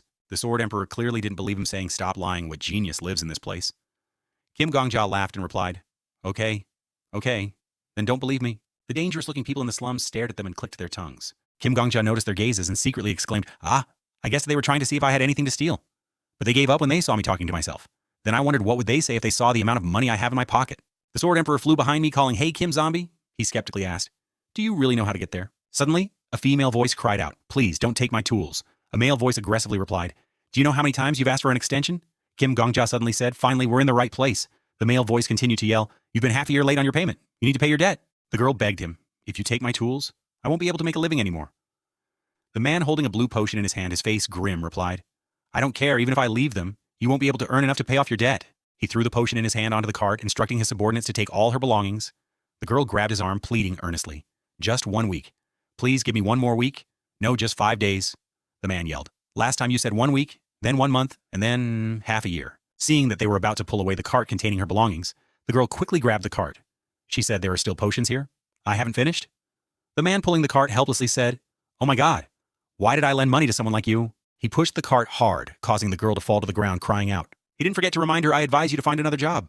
The 2 men from the loan shark left with the cart and her belongings, leaving the girl sitting on the ground, watching them go. A passerby's voice spoke up. I knew the shop would go bankrupt. Soon the person added, the shop is small and the prices are expensive. Why is a power potion sold for 40 gold? Another passerby walking next to her also said, young people nowadays are so idle. Why don't they go to business school for a few days? Hearing that the girl sitting on the ground said it's not expensive. I didn't even make any profit from it. She suddenly stood up loudly, declaring, you won't find anywhere that sells quality and affordable potions like my place in this entire Tower of Babylon. You should be grateful that my shop is located in a place like this. But the passerby only said contemptuously, look at her, she's delusional. The onlookers before dispersing didn't forget to leave a remark. Let's go. She probably thinks she's great, seeing that Alchemy awkwardly called out to them. Wait a moment. Alchemy looked flustered. She hastily said, does anyone want a special power potion? Everyone is lucky to be here. The contemptuous voice replied, I said we're not buying. The Sword Emperor pointed his index finger at the girl bowing in disappointment over there, turning to look at Kim Gongja. Hey, he asked with a disdainful expression, she's probably not the one-of-a-kind genius you mentioned, huh? But Kim Gongja calmly put his hands in his pockets, walking in that direction, and replied, what if it is her? The Sword Emperor couldn't hide his astonishment, exclaiming what he asked in an unbelievable tone. Are you blind? Kim Gongja walked up to Alchemy, who was crouching on the ground. Her appearance at this moment looked very sad. It sounded like a sobbing sound from Alchemy. Kim Gongja sat down in front of her and said, I'm sorry. Alchemy looked up at me with tear-filled eyes, only hearing me ask her, are you still open for business? Kim Gongja thought to himself. This person is definitely not crazy nor a failure, he told her. If you're still open, I plan to order a few things, maybe something just a little. This is the Guildmaster Alchemist. Who would have thought that this girl is the Guildmaster Alchemist? Yes, a 5th-ranked alchemist in the future, and will become the leader of the Alchemy Castle. Alchemy was surprised, her face still tear-stained, but she still smiled shyly and replied, oh yes, absolutely, I can do anything you need. She wiped her tears with one hand and adjusted her glasses with the other, saying, but it's expensive, how much did you say? Kim Gongja thought for a moment and replied, I'm not sure, maybe around 2,000. Hearing that Alchemy's mouth dropped open, stammering 2. In his heart, Kim Gongja thought to himself, If I can connect with one or two rankers later, Alchemy seemed to not believe her own ears, stammering 20,000, how much Kim Gongja just smiled, secretly asking they weren't even in the ranks of hunters before. Thinking of this, he secretly judged truly a golden egg-laying duck. Later, Kim Gongja asked why he pretended to be skeptical, and asked another question. You don't want to take my order, do you? Kim Gongja secretly made a decision. I will become her #1 customer. Alchemy opened the door shyly, saying, it's a bit shabby, please bear with it. The door opened. Alchemy could only manage a forced smile, while Kim Gongja and the Sword Emperor, after looking at the scene inside, felt speechless. Most of the large and small items inside were placed haphazardly and messily. Alchemy held out a hand in a gesture of introduction and said, it's really very shabby, however. Kim Gongja and the Sword Emperor looked at it stunned, only able to utter a wow. The Sword Emperor changed to lying with his chin propped up, floating calmly on the ground, stating this place is too messy. While I lifted a large potion pot, Kim Gongja stepped on a piece of broken glass. Startling him, he walked more carefully and lightly at this moment. The Sword Emperor asked again, hey, do you really want to take the poison she made? Kim Gongja only replied with a sound. After sitting at the desk, I asked again, are you really paying me 20,000 gold? Kim Gongja sincerely replied, if you really don't trust me, can I pay you in advance? Hearing that, Alchemy quickly waved her hand in advance. You don't have to do that. Hen, she suddenly bowed slightly and said actually, she hesitated for a moment, then continued. If possible, a small advance would be fine. In his heart, Kim Gongja secretly affirmed that she had broken down to the point where she couldn't display normal manners. He calmly said, take the amount you need from my savings account. I'll inform Sangryun, before withdrawing. Alchemy was so surprised that she had to ask again. I can take the amount I need, Kim Gongja replied. Of course, but keep the limit around 20,000 gold. If possible, my money is not unlimited. Alchemy began to pick up a notebook and pen. Preparing to take notes, she seriously asked, so what kind of potion do you want to order? As if suddenly remembering something, she exclaimed, ah. Then Alchemy said that if you want to hire me to concoct illegal potions, I will have to refuse. She said a little awkwardly. As a rule, I won't make that kind of potion. Kim Gongja heard that, and thought to himself, even though her shop's business is in trouble, she still has enough courage to refuse 1,000 gold coins. She looks like a mess, but she's definitely suitable to become a master alchemist. Thinking of this, Kim Gongja quickly waved his hand to reassure Alchemy. You don't have to worry, that's not a forbidden potion hearing, that Arthur sighed. Oh, what a relief, she asked attentively.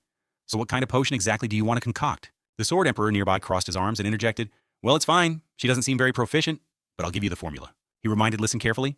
He made a stern gesture and said, I'll only explain it to you once. So the Sword Emperor spoke, and Kim Gongja repeated after him. The first ingredient is the liver of a pig rabbit. Kim Gongja tried to repeat after him, not forgetting to mimic his mouth shape.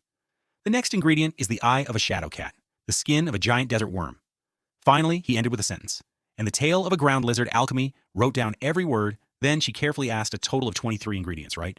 The Sword Emperor replied, yeah, those are for the ingredients now, for how to concoct it. It all depends on your skill, pharmacist. Kim Gongja also agreed with him.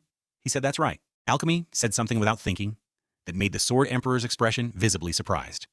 All of them will combine to create an effect that increases your reaction speed. She gave her own comment, that's an extremely advanced formula. Then Alchemy explained further. You created it by mixing all the ingredients together at once, instead of refining each one right. Hearing that, the Sword Emperor couldn't help but exclaim, oh, she's exactly right. Kim Gongja also agreed with him. He said that's right. Alchemy smiled delightedly and said, of course. She began to explain normally, the skin of a giant desert worm would have a small amount of toxicity, she said very fluently. One way to neutralize this toxic substance is to mix them with the liver of a pig rabbit. Finally, she didn't forget to say, however, depending on how it's consumed, the effect will be vastly different if it has been refined. In Kim Gongja's heart, he excitedly screamed, yeah, the qualities of an expert have burst forth. Alchemy then said that there's another side effect that comes with it. She went on and on, basically the enhancement to your metabolism is. But Alchemy hadn't finished speaking when Kim Gongja stepped forward and interrupted her.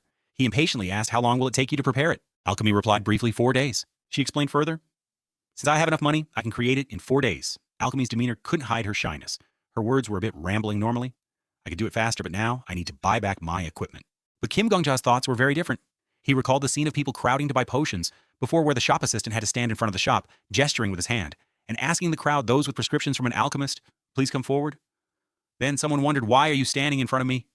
I've been waiting for a whole year. Another person complained, a year. I've been waiting a year and a half. Thinking of this, Kim Gongja's face lit up. He laughed and said something that made Alchemy feel confused. 4 days is nothing. As they left, the Sword Emperor floated beside Kim Gongja and suddenly said skeptically, hey, I still don't agree with her. He continued, do you know how many people ramble about a good game while having trash skills? He warned Kim Gongja. Those are the people who will only talk later. Holy crap, we're just wasting money. But in response to those words was a question from Kim Gongja.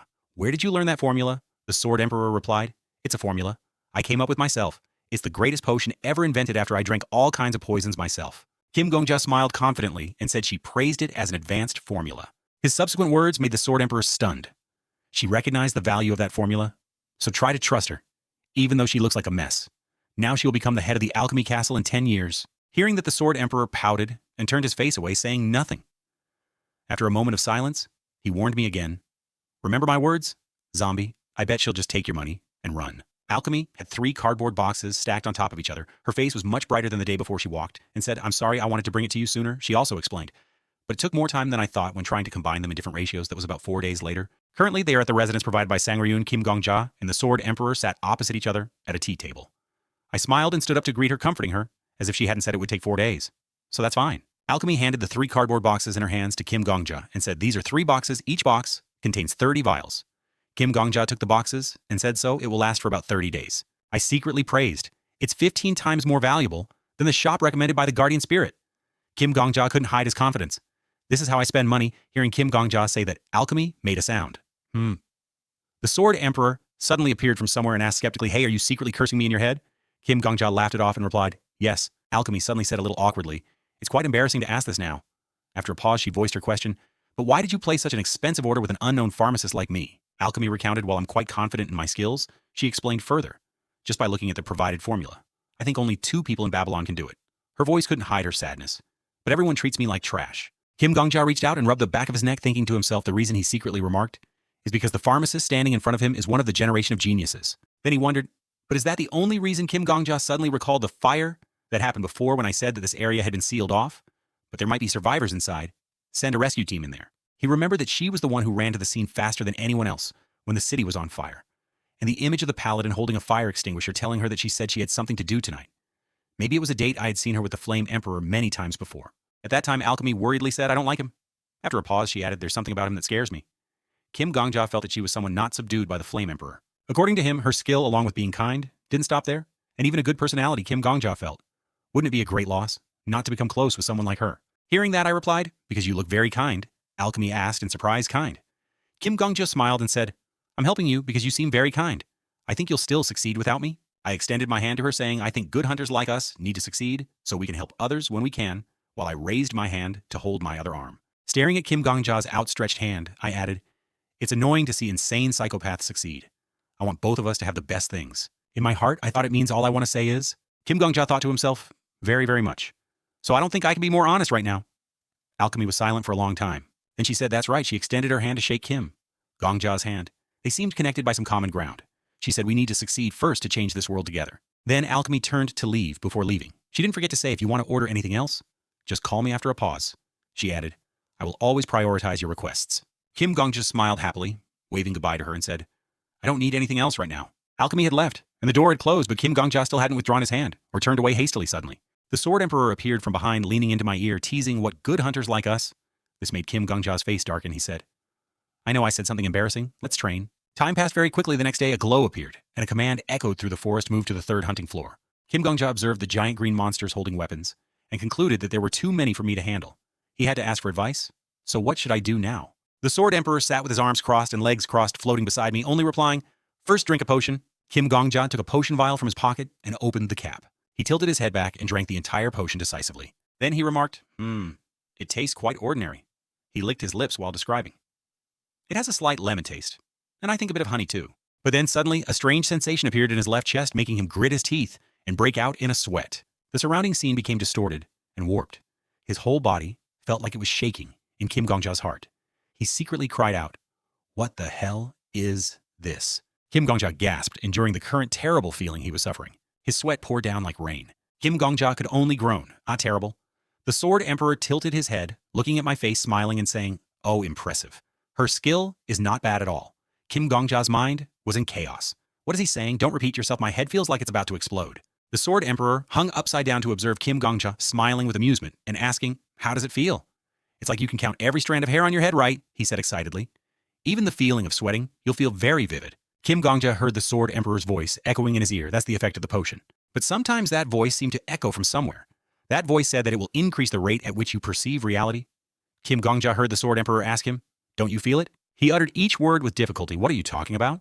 The Sword Emperor replied, that thing swirling around your heart right now. Kim Gongja felt a terrifying power gathering in his left chest.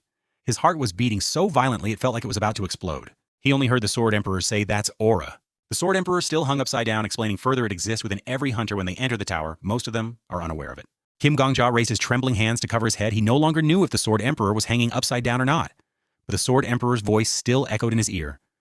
How freely you can control this aura that will be the deciding factor. Kim Gongja's mind at this moment was extremely chaotic and painful. He tried to hold his head tightly, enduring. Kim Gongja heard the Sword Emperor's voice again. Normally, you would feel a flow in this state. The Sword Emperor smiled delightedly again and said, but it will take a very long time. At this moment, Kim Gongja could no longer stand upright. He hunched over as if about to collapse. A giant shadow of a monster was approaching him from behind the sword. Emperor explained further, if you lack talent, at least you need to train hard.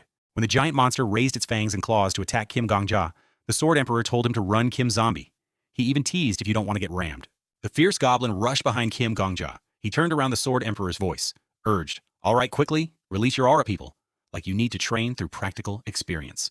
Kim Gongja's face was pale, sweat pouring down. Damn you. As I ran away, the Sword Emperor's illusion appeared next to me, sneering and mocking me. You're truly a failure. You can't even use aura. He smiled cunningly and provocatively. Does it hurt? If you don't like it, you can just end your own life. That's right. If you do that, the number on your head will increase again. Huh. Kim Gongja turned to look at him. His face suddenly darkened. He continued, I bet that old man will take good care of you soon. The goblin in Gongja's eyes was roaring wildly. His vision was affected by the potion, making him a little dizzy. It roared continuously, then slowly raised the log high. The goblin was attacking at a relatively slow speed in Kim Gongja's field of vision. It slammed the log down hard, and luckily I dodged it. Gongja suddenly felt it was too slow. So this is the effect of the potion, but I ran with all my might, while thinking, even if I can see the attack, my body isn't strong enough to fight back. As Kim Gongja ran frantically, the Sword Emperor's illusion reappeared behind him, telling him, you can still dodge the attack. Don't give up. He gave the protagonist some more information. Orcs are low-level pack creatures, and their attacks are quite simple. It'll be very easy for you to see through their attacks. You just need to focus on the aura in your calves. Kim Gongja muttered, as if it's as easy as you say. My legs gradually lost strength, thinking I could dodge their attacks if I tried to run legs. Please move. I gritted my teeth, pushing the aura within myself. My heart suddenly pounded hard once. The aura immediately flowed to my left leg. Kim Gongja's leg was re-energized by the aura exploding with energy, springing up to avoid the monster's downward strike. I continued to run. I dodged at the Sword Emperor, seeing the unstable situation, quickly whispered in my ear, it's harder than I thought. He seemed to be sitting on a fountain of aura energy in his heart, explaining that's because you haven't let aura flow throughout your body. Imagine your body as a road, and every part is a branch of that road.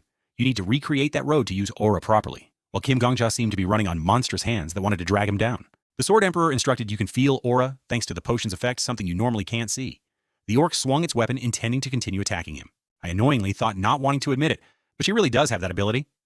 The orc struck a blow that cratered the ground at this point.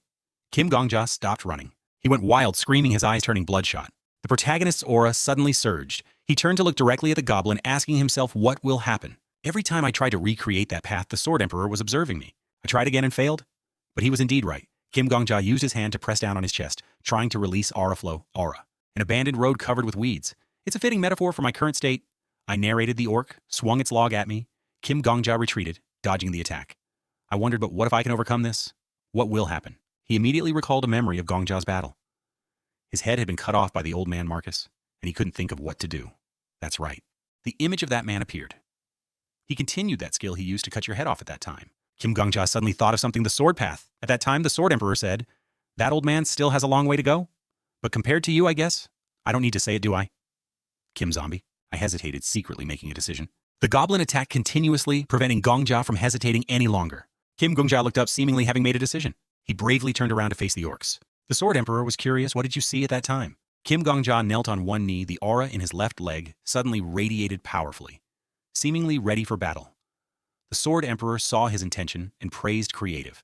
Kim Gongja knelt on one knee, the aura in his left leg suddenly radiated powerfully, seemingly ready for battle. The Sword Emperor saw his intention and praised creative. He quickly pulled out his knife. He jumped up and lunged towards the goblin standing there stunned. In the goblin's eyes was Kim Gongja's determined face, holding the knife, rushing towards him. He flew up and stabbed straight into the goblin's chest, making it lose balance and slowly fall backward. At that moment, the Sword Emperor above reminded him, don't let your guard down. Orcs have very thick skin. Focus your aura onto the knife. Oh, I guess that might be a bit difficult for you.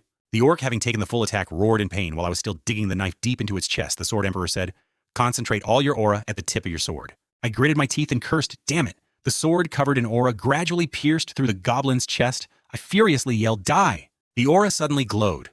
Aura radiated from the sword, seemingly constricting the orc, preventing it from resisting. Kim Gongja pulled out the sword. Its green blood gushed out like a waterfall. I decisively stabbed it once more in the goblin's neck, making it lie neatly on the ground. When he confirmed that the orc was no longer moving, the sword emperor asked him, "Does it hurt?" "It must hurt, right?" Kim Gongja collapsed after defeating the goblin. The sword emperor hadn't heard the answer yet, but he said, "It must hurt. You didn't clear the aura flow properly. But anyway, you managed to activate aura. It definitely hurts like hell. Especially with a weak body like yours, you used your whole body to catch the orc's movement." I looked very worn out, trying to open my mouth. "Damn you." The sword emperor smiled contentedly, then praised, "But you finished it and were able to condense aura into 1 point. That's good news. I commend you. A hunter must use their head in every battle." Kim Gongja was in so much pain that he hung his head and cried out, "Something's wrong. It's exploding from inside." He leaned down and asked, "You feel like you're in so much pain? You just want to die and come back to life, right?" Kim Gongja, exhausted and annoyed, replied, "Are you blind?" The sword emperor calmly said, "Then you just need to die." I felt confused. Then the sword emperor continued, "If you didn't have this skill, I wouldn't have suggested this teaching method. That old man Marcus always meditates after taking potions. He wouldn't dare to use his body recklessly like you." Kim Gongja looked up full of questions. "What do you mean?" He shrugged his face, teasing and mocking. "But you can just die and come back. It's easy, right? No matter how I train you, you can still come back. I'm really jealous. Hey, Kim Zombie, because your death count will increase if you commit suicide." Kim Gongja was sitting dazedly when a large shadow appeared behind him. The sword emperor said, "Then, let the monster behind you. Take care of the rest." An orc came out of nowhere. I hadn't even fully recovered yet. He smiled contentedly because his subordinate had reached the KPI you were able to use. "Aura, on your first try at this rate. I think about 100 more times should be enough. Each step will be like a journey. This is the first time." The goblin immediately slammed the log straight into Kim Gongja's head, making him unable to dodge the sword. Emperor loudly announced, "First time, let's go." Everything in Kim Gongja's eyes gradually darkened. The system appeared, reporting, "You have died." He suddenly found himself in another space. He tried to get up, clutching his head and crying out, "Damn it, my head hurts so much." He next to Kim Gongja surprisingly asked, "What is this?" I turned to see him and asked myself, "You're here too." I was also wondering if he would come back with me. I stood up and explained, "This is where I prepare to return after dying. I'll call it the Outer Realm for now." The sword emperor exclaimed, "So cool." Kim Gongja pointed towards the system's light. "After dying, you heard it too. I will return 24 hours before I was just killed by the Flame Emperor and the Sword Emperor as well." The system displayed the information skill activation conditions met. I was quite bewildered a skill will also be copied. The system screen showed 2 cards and stated that the orc skill would be copied.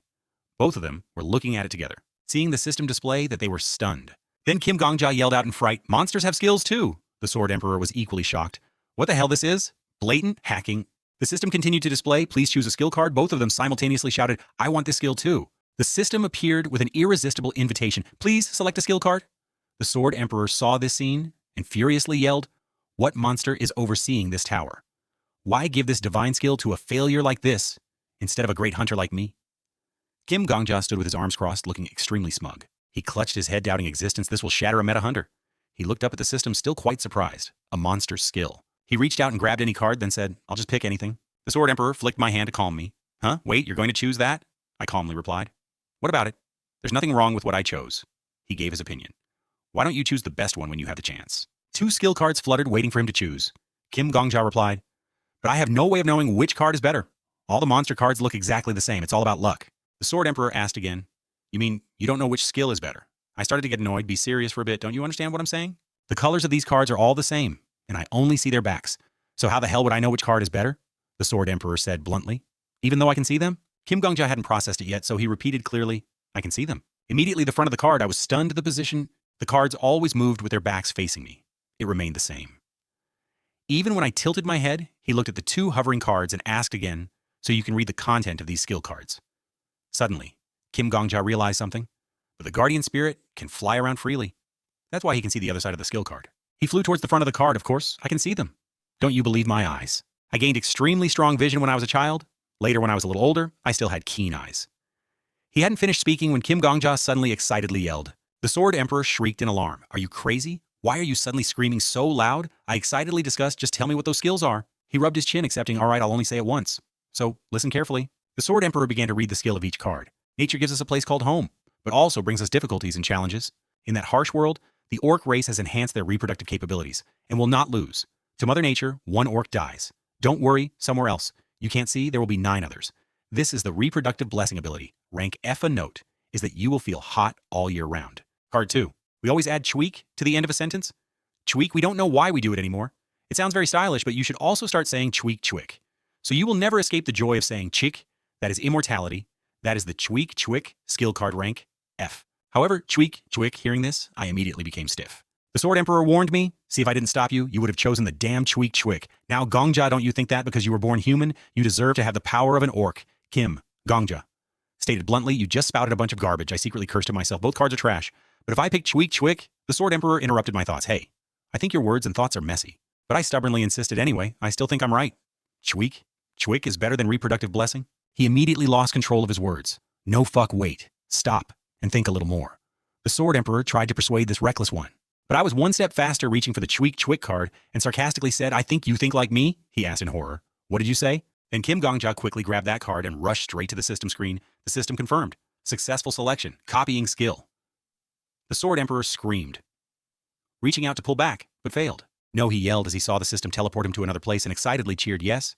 Kim Gongja woke up on a bed. The system reported you are now an F-rank hunter. The system reminded him there's a penalty for using skills. I excitedly exclaimed, perfect. I smiled happily. Great Sangryun is the best resting in a place like this, fills my mind and body with energy. The Sword Emperor on the side was green with envy, unable to sit still, damn it. I thought I was dead. Kim Gongja reassured him, who should choose reproductive blessing. Stop being angry, and let's go hunting. He reached out to open the hunter status window. It immediately displayed all his information. Name, Kim Gongja. Rank, F, skill, 441, I wanna be. Friend, S+, passive, 2, Resurrector's Wind Clock, S passive 3, Sword Emperor, A+, passive, Chweek, F, passive. He looked and commented to himself, all right, I don't see any problem. The Sword Emperor immediately thought of every plan to make him turn back, Gongja. I think it's quite difficult. I asked again what he patiently explained. I think you should practice by sitting still like meditating. It hurts like hell. But Kim Gongja didn't care and walked to the hunter's gate. The Sword Emperor tried to persuade him make everything easier by meditating in the lotus position. I will make you control aura. Within half a year, he stood in front of the gate, looking very excited, to the 3rd floor. Kim Gongja was teleported to the 3rd hunting floor while he lost all patience and yelled, fuck, you're not listening to me. He enjoyed the drink again. Delicious. Kim Gongja approached an orc, pulled out his knife and asked, hey, Sword Emperor, do you know he was happy thinking I was about to turn back what you want to learn? The lotus pose. He skillfully rotated the knife, and aura was immediately transferred to it. You call me a zombie when you're on top and call me Gongja when you're on the bottom, he said defiantly. And soon you'll have to call me Gongja. Kim Gongja unhesitatingly charged at the goblin. Hearing that, it surprisingly cried out Guruk. Then, as expected, it went wild and attacked him, and the orc's movements in his eyes were very slow, thanks to the effect of his playing with drugs. As expected, it moved quite slowly. It swung its stick intending to strike. While activating the skill, I suddenly cried out Chweek, and the orc immediately stopped. It was confused, but still replied. Chweek. Kim Gongja also replied, Chweek. The orc seemed to understand something. Its eyes twinkled. Chweek. Then I suddenly turned around, grabbed my knife, and lunged straight at it. Before the orc could react, it was slashed across the neck. It cried out something like a last word, Chwee. Then its neck gushed blood, and it slowly fell. When that orc was lying sprawled on the ground, Kim Gongja breathed a sigh of relief as if he had just accomplished a great feat. The Sword Emperor pointed and cursed, damn it, you're a cheater. You knew this would happen. Are you happy deceiving an innocent orc like that? Are you very happy? Why don't you put yourself in the orc's position at that time and see how it felt? I didn't care, and put my knife away. The Sword Emperor grew even angrier, shouting, innocent orcs in this world will be tormented by cunning people like you. Kim Gongja turned to him, smiling arrogantly as if provoking him. The Sword Emperor was even more enraged by me. Fuck, I'm going crazy. Oh, Tower, why did you give this cheating skill to this bastard? I quickly stuffed words into the Sword Emperor's mouth, saying, don't complain, just follow me, then determined we need to clear this 4th floor. A monster sat smugly stroking its beard, looking down and making a Goric sound. That is the 5th floor boss monster, the Goblin King. He sat on his throne, chin in hand, looking very arrogant, glaring at Kim Gongja. I stood before the boss, closing my eyes. When I opened my eyes, it was also the moment the skill activated a powerful aura radiated from my body. Skill name. I jumped up and made a similar sound to him, Goruk. High Society Rank F. The Goblin King was very surprised. Goruk, how can there be someone else besides me? Kim Gongja immediately swung his knife, attacking. He was stabbed in the neck by me, while still in shock, saying perfectly the language of a king. The Goblin King fell from his throne, green blood gushing from his neck like a waterfall. I pulled out the knife, stood up, and admitted, you're the strongest monster I've faced all week, and said farewell to him. Rest in peace, my esteemed opponent, the Sword Emperor on the side. Seeing this Hollywood scene, cried out, how ridiculous. He sat cleaning his ear, looking contemptuous. How can you be so eloquent for just killing that tiny monster? Kim Gongja surfaced with a straight face. When I started to boast I killed it for only 6 su. You can't let me be a little eloquent. Explanation. Corner 1, su, equals 1 life. The Sword Emperor poked me. I'm just telling the truth anyway. This isn't some glorious battle. I put my knife away. My eyes seem to have been hit where it hurts. It's then quickly changed the subject. Look at this. I found the power of this skill for only 5 SU. The evaluation board was summoned by me. High Society Rank F effect. Goblin Lord has failed to grasp that goblin culture is too simple. All words end with trick. So the Goblin Lord came and replaced Chweek with Goruk. That is the culture of a king. However, that caused a riot in the Goblin Kingdom. Unexpectedly, the goblins I stuffed words into my own mouth. The system, unexpectedly, the goblins cared about these issues. What's the difference between Chweek and Goruk? The Sword Emperor crossed his arms, looking unconvinced. That's why they're just goblins. Actually, humans are no different. I turned off the evaluation board and looked at him, asking again what? The Sword Emperor quickly denied nothing. I was just talking to myself. I stood there confused. What does that mean?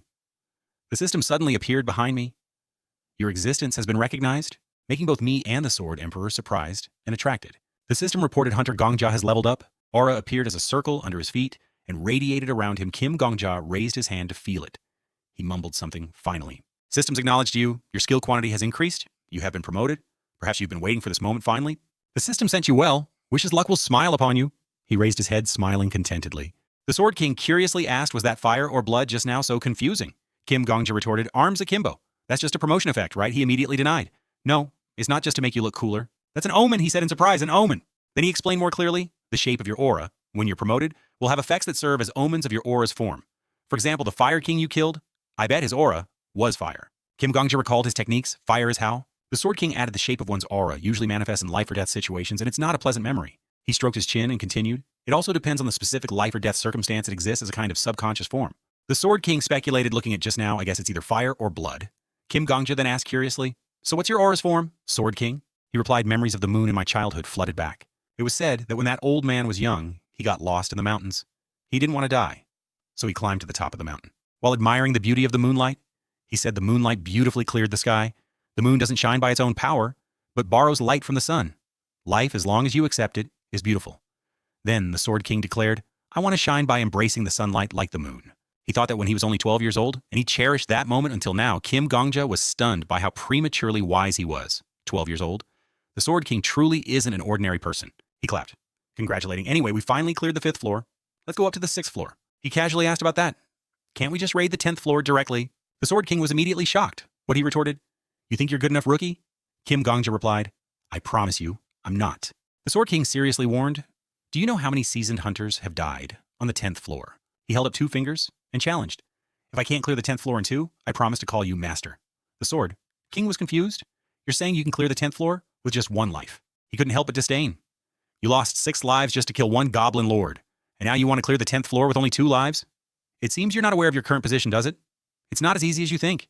He cut him off. However, I have one condition. You have to tell me what skills the 10th floor boss has. The Sword King crossed his arms, looking disdainful.